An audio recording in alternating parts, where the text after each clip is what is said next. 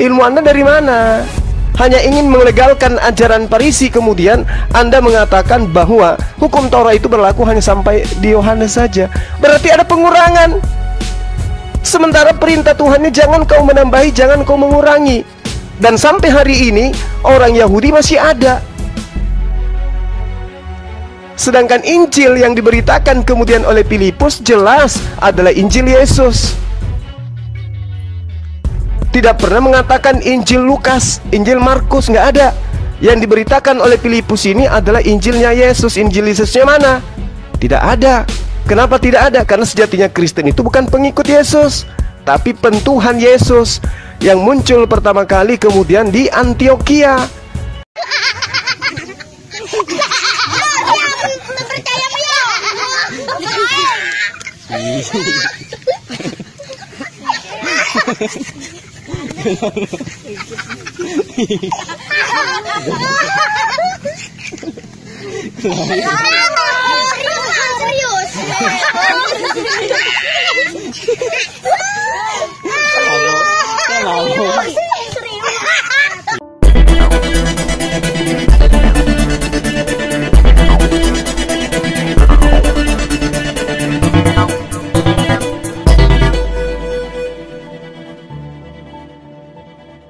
Saudara-saudaraku yang terkasih di dalam Tuhan, dimanapun Anda berada, bertemu kembali dengan saya Rina Solihin dalam channel Rina Menjawab. Teman-teman, kali ini saya ingin menanggapi sebuah video perdebatan, ya, perdebatan antara Elia Miron dengan Mr. Zuma.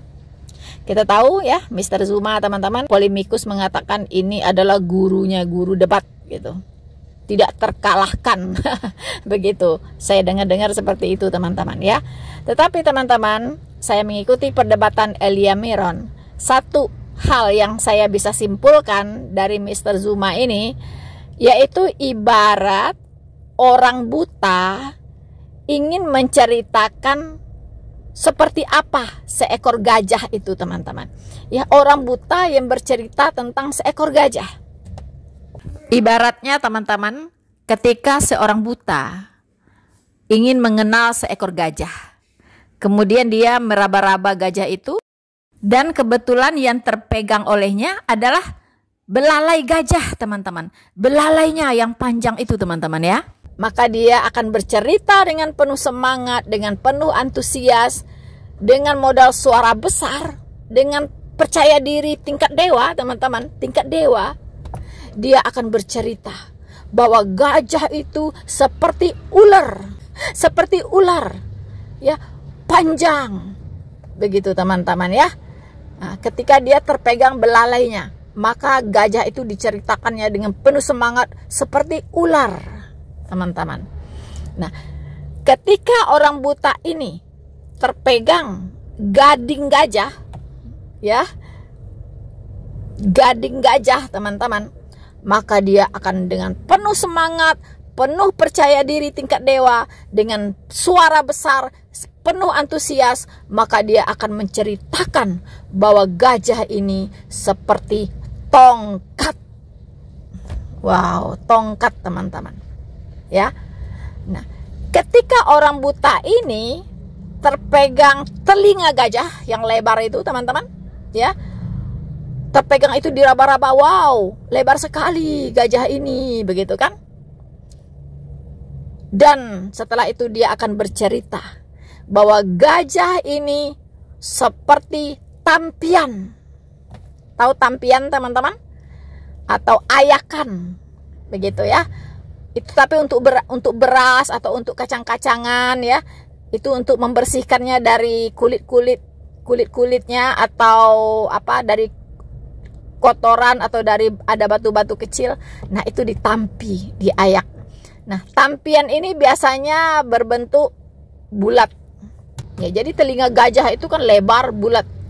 Maka dia akan bercerita, orang ini, ya, orang buta ini, wow, katanya, gajah itu seperti tampian. Dia akan bercerita dengan penuh semangat, ya, dengan penuh antusias, dengan percaya diri tingkat dewa, teman-teman, dan modal suara besar. Dia akan berusaha meyakinkan setiap orang bahwa gajah itu seperti tampian. Nah, begitulah kira-kira ya analogi saya yang bisa saya dapatkan, yang bisa saya gambarkan mengenai seorang Zuma di dalam perdebatan ini.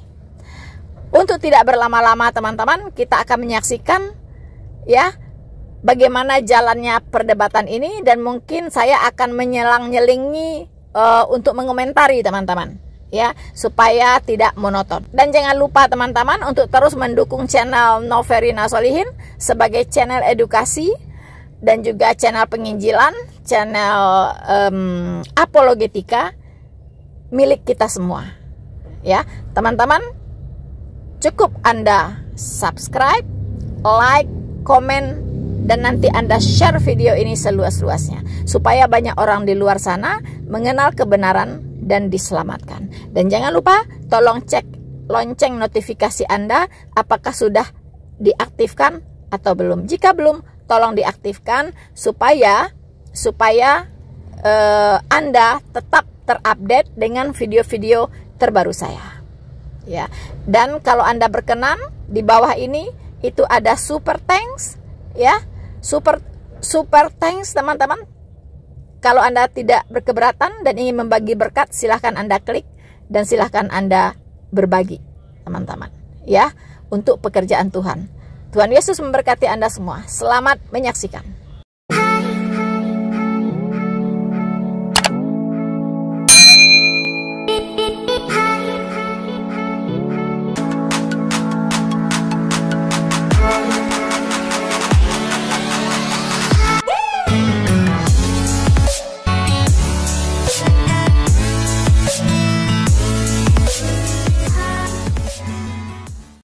Oh, saya pikir jangan mengawin-ngawinkan ayat sesuai dengan apa yang kita mau gitu. Ya. Oke, thank you Saudara Mikael. Saya mau tanya dulu nih, dari penjabaran saudara ini yang panjang lebar ini, saya mau tanya, tolong jawab ya atau tidak. Jemaat perkumpulan orang-orang yang ada ketika Yesus memberikan mandat kepada Petrus muridnya, apakah jemaatnya itu adalah kumpulan orang-orang yang tidak bersunat? Jawab. Ya, benar. Hah? Orang-orang yang bersunat. Aha, orang-orang yang bersunat. Berarti jemaat pertama Kristen atau bukan? Nah, ini. Oke, lanjut dulu. Nanti saya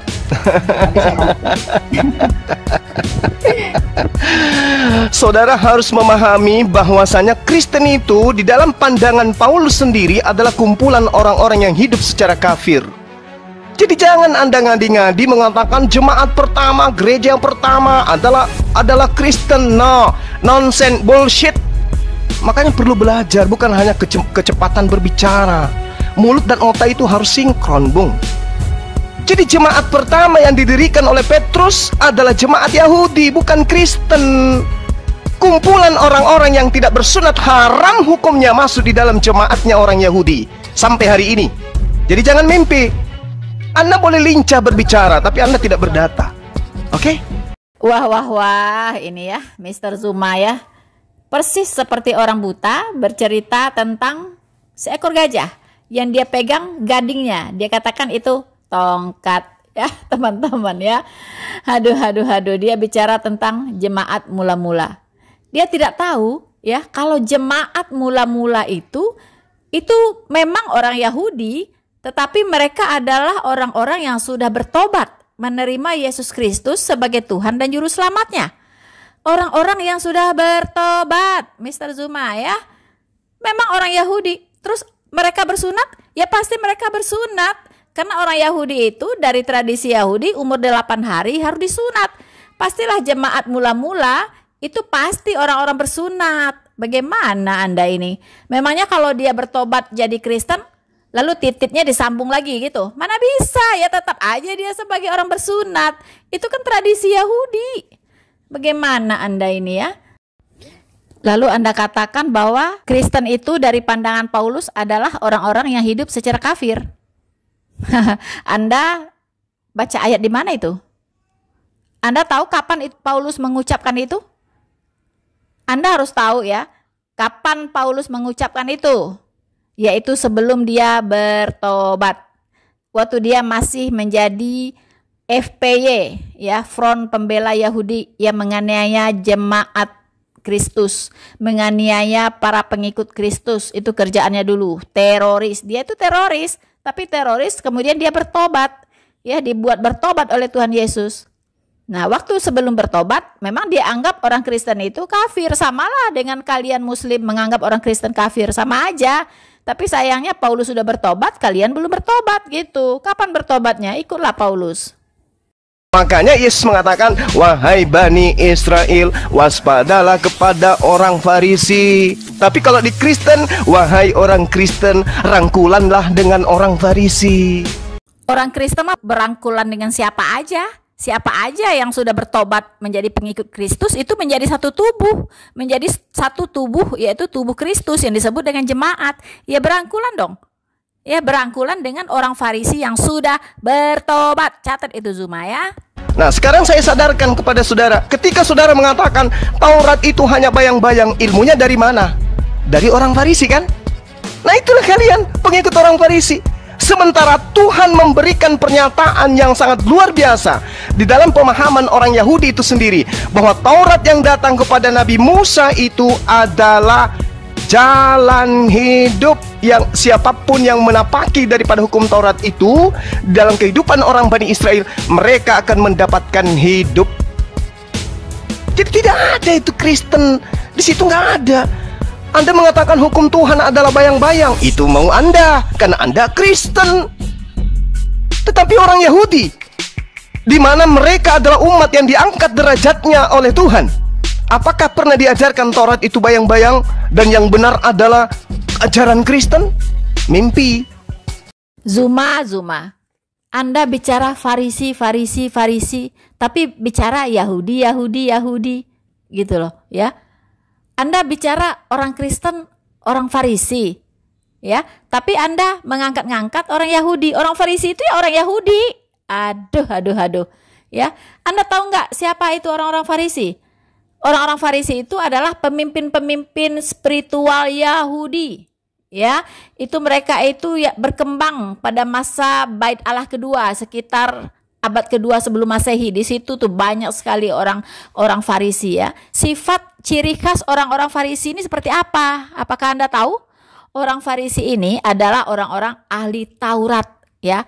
Jadi mereka adalah orang-orang yang jago ya, jago tentang kitab Taurat. Mereka adalah pemimpin-pemimpin spiritual. Saulus itu salah satu dari mereka. Ya, Saulus itu adalah ahli Taurat ya. Dia adalah salah satu dari orang Farisi. Tetapi tahu Anda apa gaya hidup orang Farisi? Yaitu munafikun ya. Munafik tingkat dewa. Oke, merasa diri paling suci, merasa diri paling benar, paling saleh, paling beragama, tetapi praktek hidupnya munafik. Nah, itulah orang-orang Farisi ya. Seperti si Saulus, kerjanya membunuh jemaat Kristus, membunuh orang-orang Kristen, menganiaya orang-orang Kristen. Orang mau pergi ibadah, dia cegat di jalan. Kalau sekarang sama dengan orang-orang yang menutup gereja, membubarkan orang ibadah. Nah, itu Saulus zaman now itu. Ya, itu Saulus zaman now. Mereka adalah orang-orang Farisi zaman now. Kalau Anda mau tahu. Jadi Anda tuh bicara nggak tahu apa yang Anda katakan gitu. Kontradiksi. Jadi jangan banyak ngomong lah, bacot ya. Banyak bicara tapi Anda nggak tahu apa-apa gitu. Memalukan. Kalau Anda cerdas, Anda orang terpelajar, satu-satunya pemain tunggal yang mendirikan agama, mendirikan sekte di luar daripada agama Yahudi yang dianut oleh Yesus, hanya Paulus. Sekte apa itu? Kristen. Aduh. Ngaco lagi nih Zuma. Ya, Kristen itu sekte. Ya, sekte yang dibuat oleh Paulus gitu. Terus Yesus beragama Yahudi. Gitu ya. Belajar di mana ente ini ya? Belajar di mana? Kristen itu artinya pengikut Kristus. Ya, pengikut Kristus. Sebelum orang Yahudi melabeli pengikut Kristus itu dengan Kristen, Mereka itu dulu disebutnya pengikut jalan lurus. Jalan lurus kemana? Ke sorga. Pengikut jalan lurus. Karena Tuhan Yesus berkata, akulah jalan dan kebenaran dan hidup. Tidak ada seorang pun bisa datang ke rumah Bapa di sorga kalau tidak melalui aku. Jadi Yesus Kristus itu adalah jalan yang lurus. Makanya muridnya atau orang-orang yang percaya kepadanya juga disebut pengikut jalan lurus. Kemudian orang Yahudi melabeli mereka itu dengan sebutan Kristen, artinya pengikut Kristus. Sekte dari Hong Kong. Sekarang mari kita dengarkan teman-teman apa jawaban dari Elia Meron terhadap Zuma. Silakan Anda bantah. Oke. Ya, terima kasih Pak Juma ya. Sebenarnya saya juga mau menunjukkan bahwa seringkali Bapak Juma dalam rautan argumentasinya itu gagal sekali berpikir dengan apa yang saya sampaikan. Kemudian merujuk dari apakah orang-orang Kristen yang di jemaat yang didirikan Yesus itu bersunat? Iya, bersunat. Ketika saya bilang ya bersunat, langsung Bapak berpikir bahwa wah, argumentasi saya sudah patah karena itu. Enggak. Sebenarnya ini hanya ketidaktahuan Anda ya. Orang Yahudi yang percaya Yesus itu tetaplah harus disunat. Karena sedangkan orang Yahudi yang percaya Yesus tidak dibebankan hukum sunat. Kisah Para Rasul 21 ayat 25. Tetapi mengenai bangsa-bangsa lain yang telah menjadi percaya, sudah kami tuliskan keputusan-keputusan kami, yaitu mereka harus menjauhkan diri dari makanan yang dipersembahkan berhala, dari darah, dari daging binatang yang mati, dan dicekik dari percabulan. Ayat 20-nya kalau kita melihat sebelum sampai kepada konklusi ini, mendengar itu mereka memuliakan Allah, lalu yang berkata kepada Paulus, saudara lihatlah beribu-ribu orang Yahudi telah menjadi percaya dan semuanya rajin memelihara hukum Taurat. Di ayat 22-nya, tetapi mendengar tentang engkau bahwa engkau mengajar semua orang Yahudi yang tinggal di antara bangsa-bangsa lain untuk melepaskan hukum Musa. Bangsa lain untuk melepaskan hukum Musa. Bapak harus mengerti ya, bahwa ketentuan sunat itu diberikan kepada yang memang diteruskan dari Abraham, kemudian berakhir di orang-orang Yahudi dari kedua belah suku Israel ini sebagai bentuk perjanjian mereka. Kemudian selanjutnya dikatakan sebab engkau menyatakan supaya mereka jangan menyunatkan anak-anaknya dan jangan hidup menurut adat istiadat kita.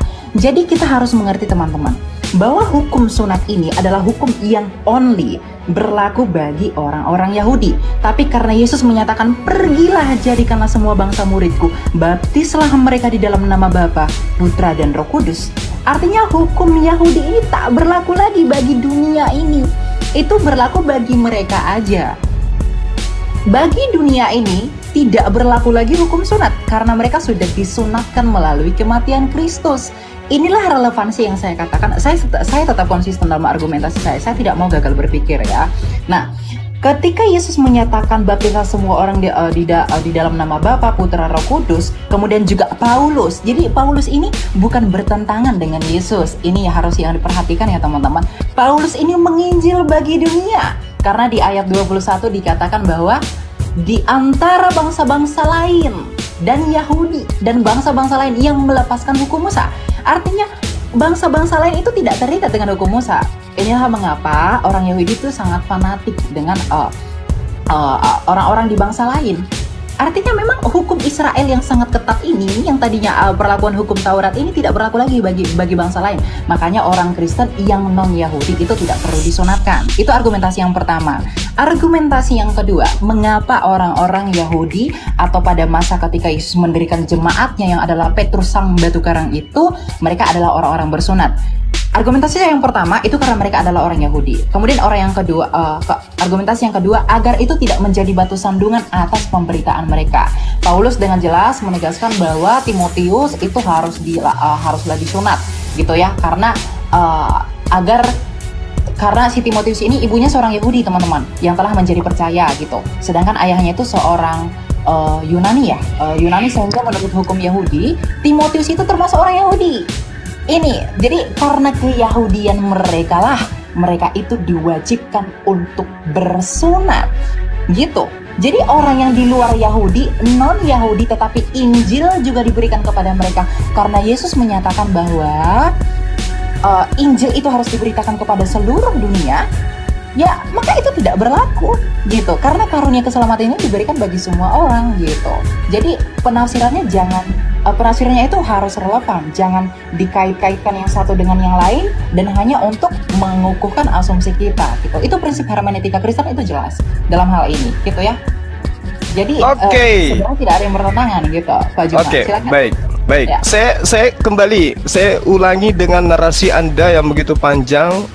Saya mau tanya kepada saudara, menurut Yesus, Injil mana yang harus diberitakan kepada semua bangsa muridnya? Jawab.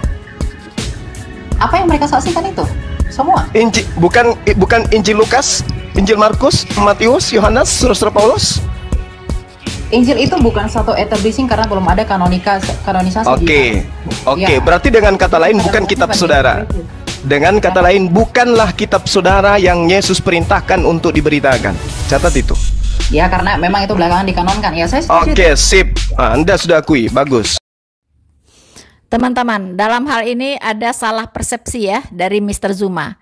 Dia memahami bahwa Injil itu adalah dalam bentuk fisik, ya, kitab Kristen katanya. Ya, itulah Injil. Padahal Injil itu adalah sebuah berita baik. Injil itu artinya kabar baik, good news ya. Good news dari Allah bagi seluruh umat manusia, bahwa Allah sendiri akan datang ke dunia ini menjadi manusia untuk menyelesaikan dosa manusia, untuk memerdekakan manusia dari neraka. Itulah Injil. Injil pertama diberitakan itu kepada Adam dan Hawa di Taman Eden.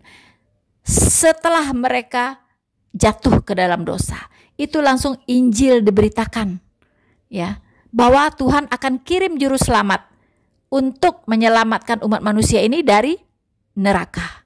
Itu Injil. Dan semua nabi itu juga memberitakan Injil. Tuhan perintahkan untuk mengorbankan domba sebagai bayangan dari juru selamat yang akan datang. Diperintahkanlah sebelum juru selamat itu datang, potong dulu domba ini dan mengaku dosa, maka engkau akan diselamatkan.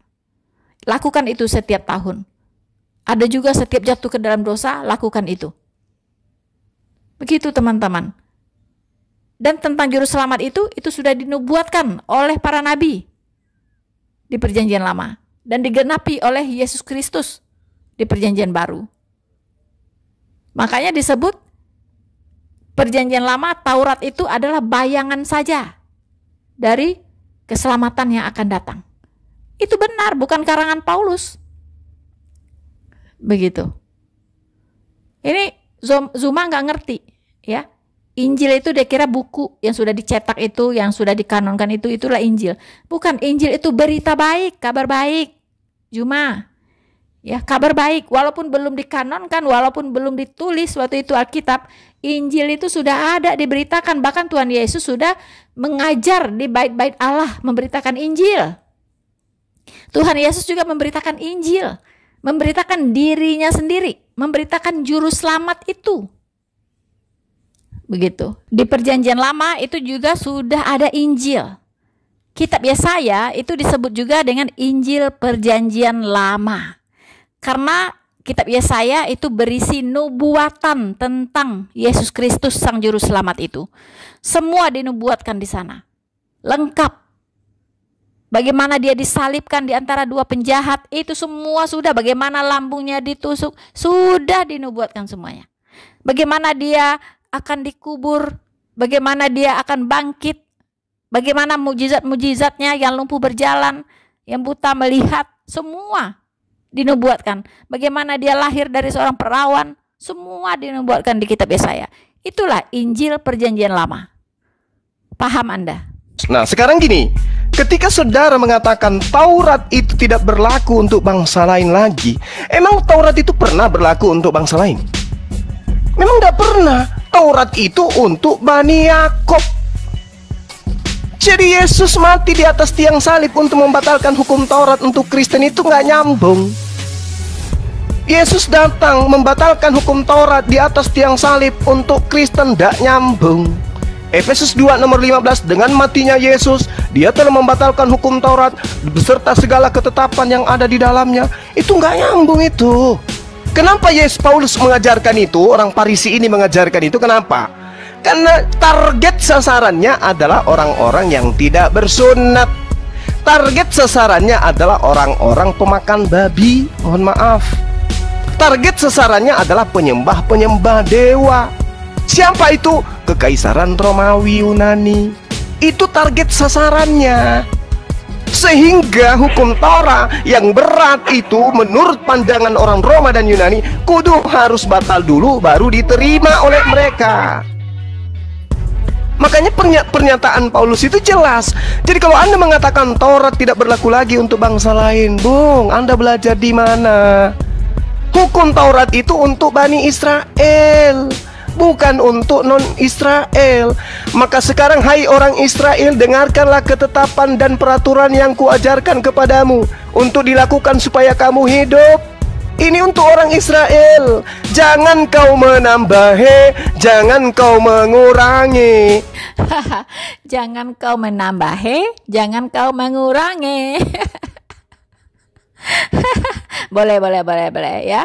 Boleh Zuma ya. Cuma saya mau kasih Anda catatan. Saya agak bingung tadi ya. Anda pada perspektif bahwa Taurat itu hanya untuk bangsa Yahudi. Tapi saya bingung juga gitu ya. Kenapa rukun iman Anda mengatakan harus beriman kepada kitab-kitab terdahulu? Terdahulu Zuma ya. Taurat, Zabur, dan Injil. Kok bisa? Katanya Taurat cuma berlaku untuk orang Yahudi. Tapi kok suruh beriman pula kepada Taurat? Bagaimana itu? Bagaimana itu? Hah? Apa nggak tahu bahwa Taurat itu hanya untuk orang Yahudi?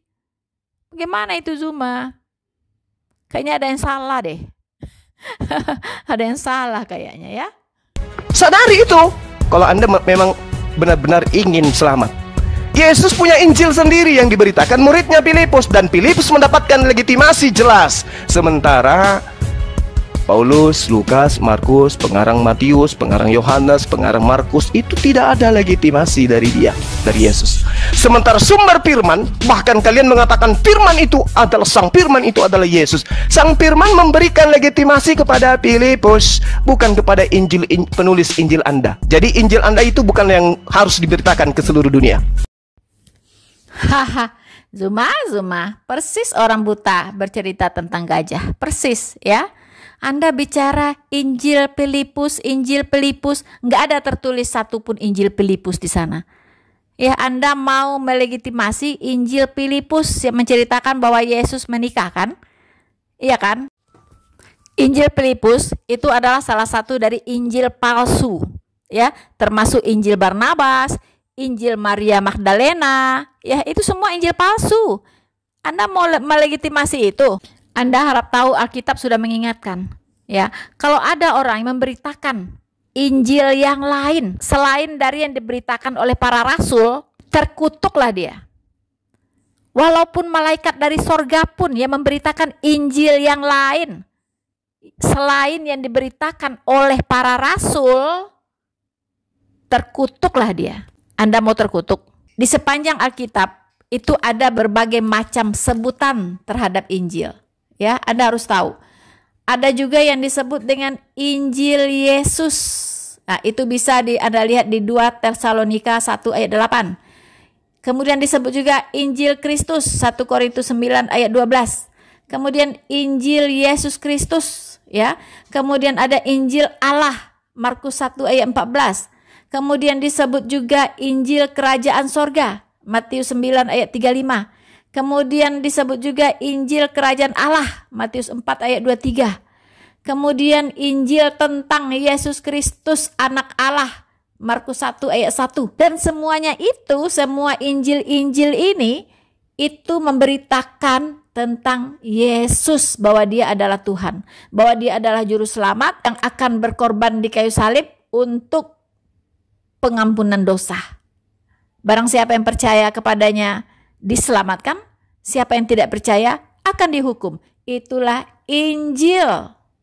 Anda bicara apa? Injil itu artinya kabar baik. Kabar baik tentang siapa? Tentang Yesus Kristus yang memperdamaikan manusia dengan Allah.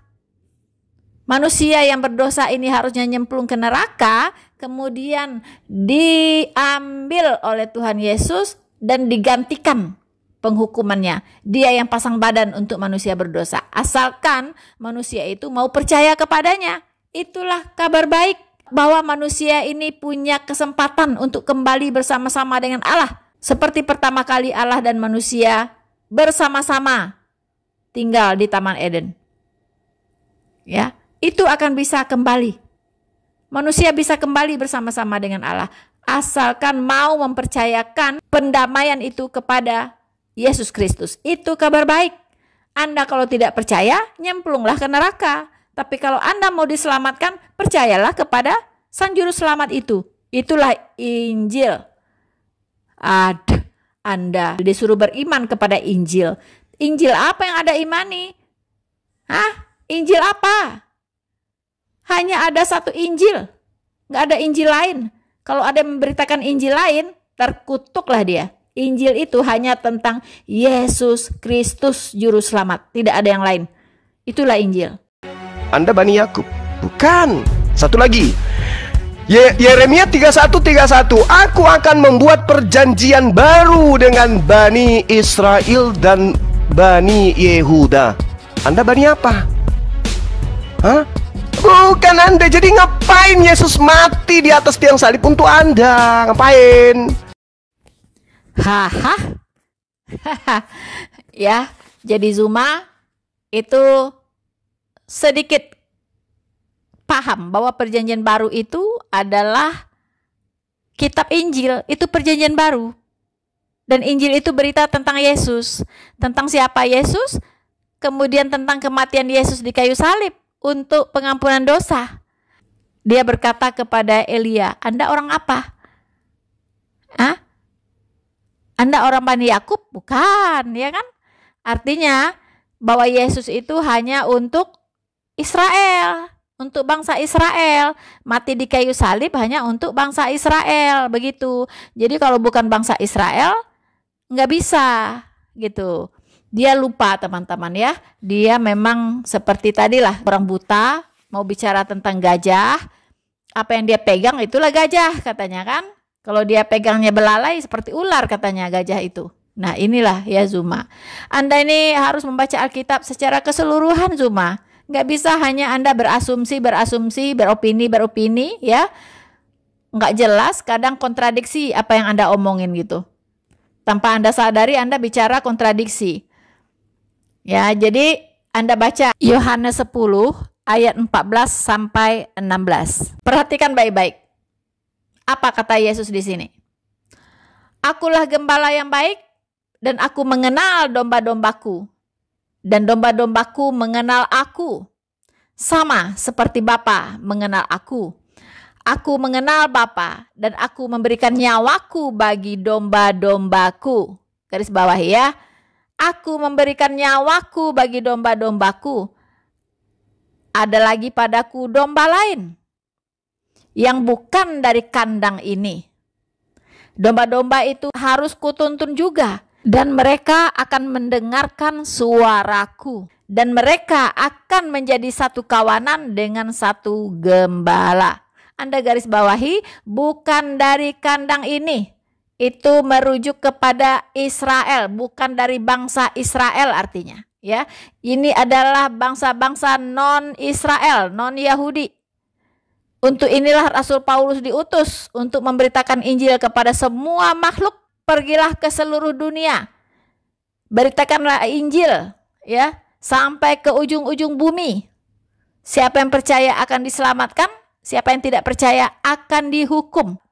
Injil itu harus diberitakan ke seluruh manusia. Ya, beritakanlah Injil kepada segala makhluk, artinya semua manusia harus mendengar Injil.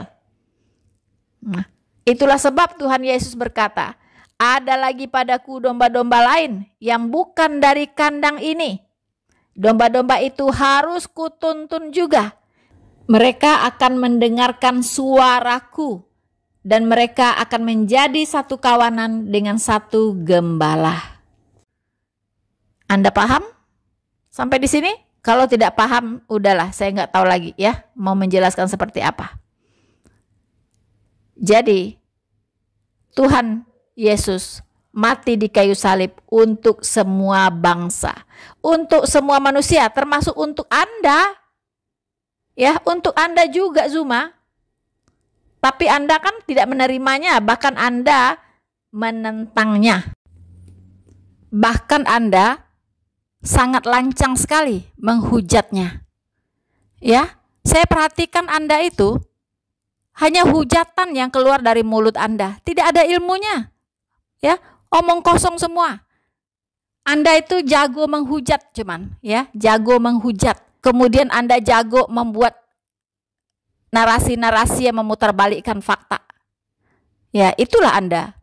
Jadi makanya saya bilang teman-teman, tidak ada gunanya berdebat dengan orang seperti ini. Ya, jadinya bukan Anda tambah pintar, tambah bodoh gitu. Ya, mendengarkan orang seperti ini, tambah bodoh untuk apa? Mau dikasih tahu kebenaran juga, nggak akan diterimanya. Nggak akan diterimanya teman-teman.